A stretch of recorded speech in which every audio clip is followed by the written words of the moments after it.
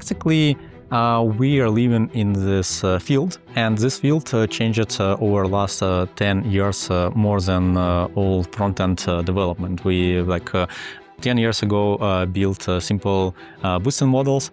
Later we built more deep learning things. Now many projects start with Gen AI.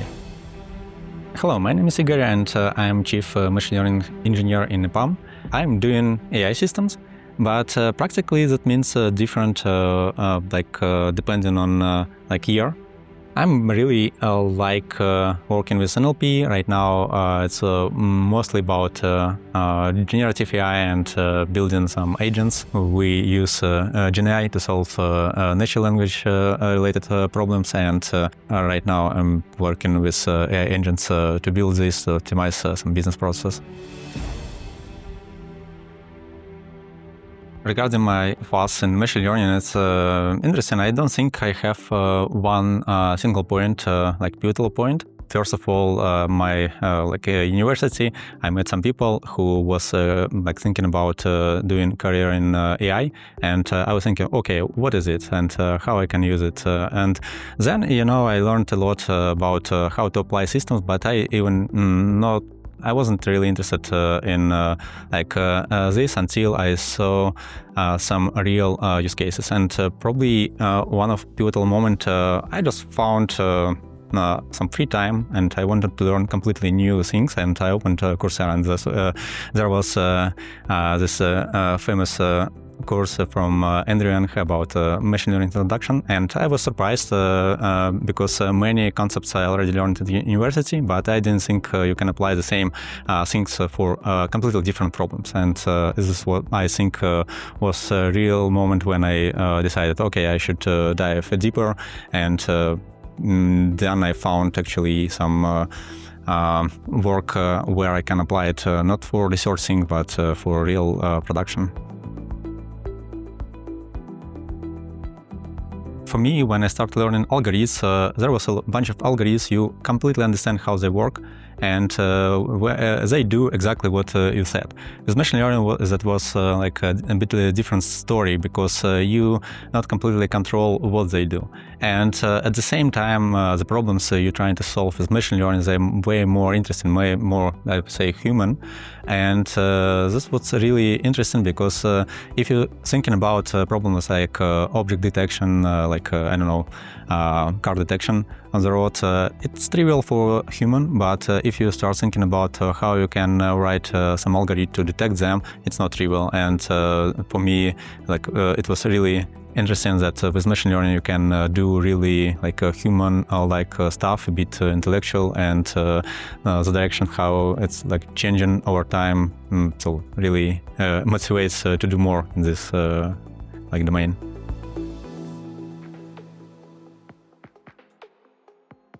If we're talking about classical machine learning or data science, there are a lot of things basically data understanding, and there you do quite boring work, how to build some charts, how to do some data aggregations. And for me, AI tools help really a lot with this kind of work. And I don't remember when I last time built some charts manually. It's one story. Another story about code implementation. And again, when you work on some problem, you spend quite a lot of time where you think about problem itself, how to do this, and finally, when everything is clear, not really exciting thing to write a code. And personally, I'm fan of tools like Cloud Code or Copilot. Quite addicted to some tools like code generation and ChatGPT, Perplexity. It's hard when these tools doesn't work, and you should do stuff in a regular way, do a bunch of Google queries, do some aggregation.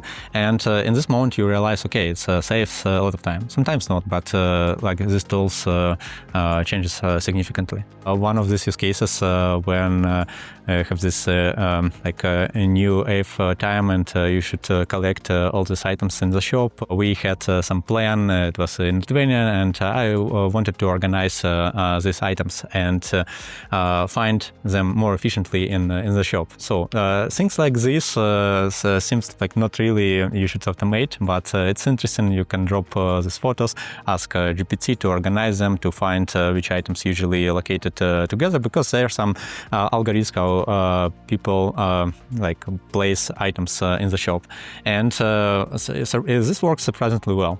Another use case is when you can just apply it for your hobbies. Last time, fan of karting, and I really want to improve my time. And typically, you go to the some person who can coach you, but it's expensive, and if you do it for hobby, maybe you don't need it. But so you can apply all these tools to analyze these activities, and for me, it works really well. I'm surprised how many things you can get just for free right now. Only you have to have some kind of motivation to understand what you want to optimize.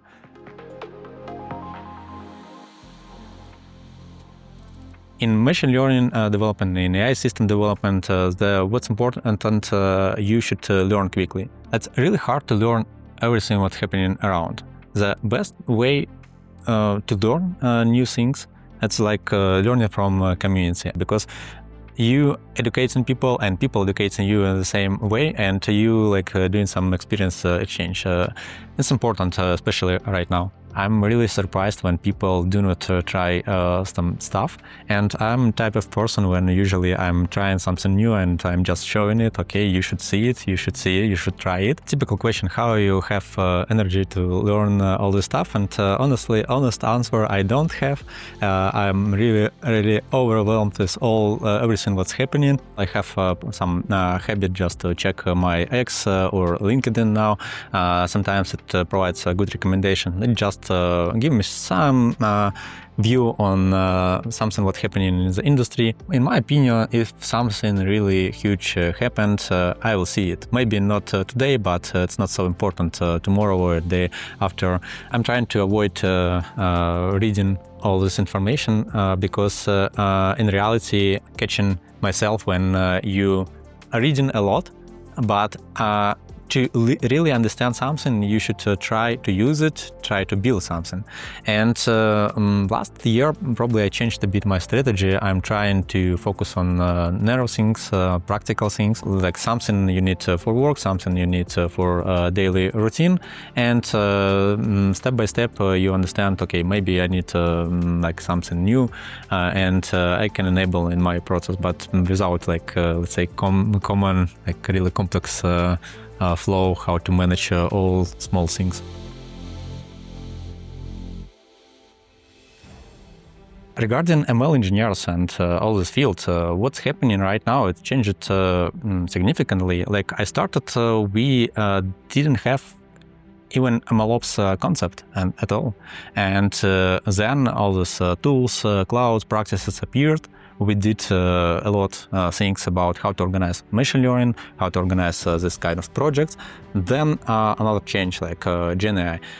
Now it changes a lot. Some problems are the same, but at the same time, right now you have much more tools, much more new stuff, and it's hard to like do some predictions what you should be doing, because I'm call myself like machine learning engineers, but now we also have kind of AI engineer or people who building agents. Who is that? Like is it machine learning engineer, or it's like kind of a different category? I did sometimes more data science things, then I focused more on mlops, because I understood that like operation things can be more critical for business, like our velocity, how we develop new features, they becoming really important.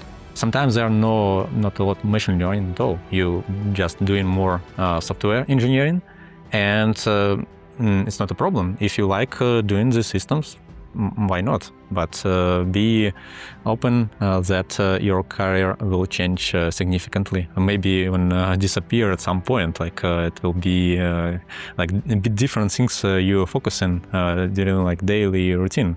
If you can create additional value, you always have some job.